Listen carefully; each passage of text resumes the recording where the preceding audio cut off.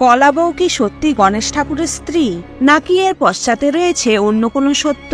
আর কেনই বা দুর্গাপূজাতে কলা বউকে পূজা করা হয়?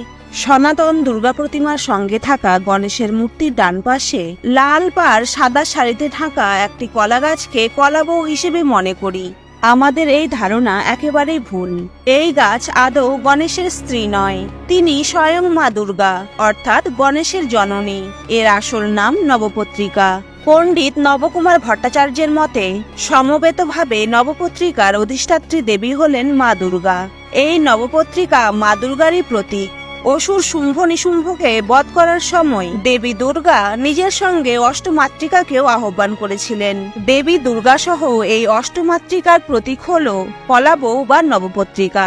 নবপত্রিকার আক্ষরিক অর্থ হল 9টি পাতা, আর এই 9টি গাছ হল কলা গাছ, কচু গাছ, হলুদ গাছ, জয়ন্তী গাছ, বেল গাছ, ডালিম গাছ, অশোক গাছ, মান গাছ ও ধান গাছ।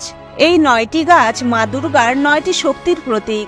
একটি পাতাসহ কলা গাছের সঙ্গে বাকি 8টি সপত্র গাছ ও 2টি বেল একসাথে সাদা অপরাজিতা লতা দিয়ে বেঁধে লাল পাড় সাদা শাড়ি পরিয়ে ঘোমটা দিয়ে বধূর আকার দেয়া হয়। তারপর সিঁদুর পরিয়ে মা দুর্গার ডান পাশে রাখা হয়।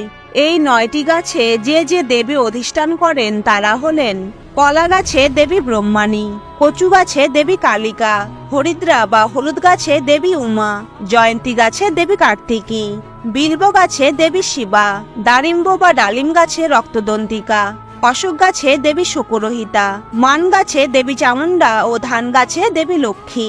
দুর্গাপুজোর সপ্তমীর দিন সকালে পুরোহিত নিজেই নবপত্রিকাকে নিয়ে কাছের কোনো নদী বা পুকুরে স্নান করাতে নিয়ে যান। সঙ্গে মহিলারা উলুধ্বনি ও শঙ্খধ্বনি করতে করতে এবং ঢাকিরা ঢাক বাজাতে বাজাতে যান। শাস্ত্রবিধি অনুযায়ী স্নান করানোর পর নবপত্রিকাকে নতুন শাড়ি পরানো হয়। তারপর পূজা মণ্ডপে নিয়ে এসে দেবীর ডান দিকে একটি কাঠের সিংহাসনে স্থাপন করা হয়। দুর্গা মণ্ডপে নবপত্রিকা প্রবেশের মাধ্যমে দুর্গাপূজার মূল অনুষ্ঠানটির প্রথাগত সূচনা হয়। নবপত্রিকা প্রবেশের পর দর্পণে দেবীকে মহাস্নান করানো হয়। এরপর বাকি দিনগুলিতে নবপত্রিকা বা কলা বউ অন্য দেবদেবীদের সঙ্গে পূজিত হতে থাকেন। বন্ধুরা, ভিডিওটি ভালো লাগলে প্লিজ ফলো করে সাপোর্ট করুন। Thank you.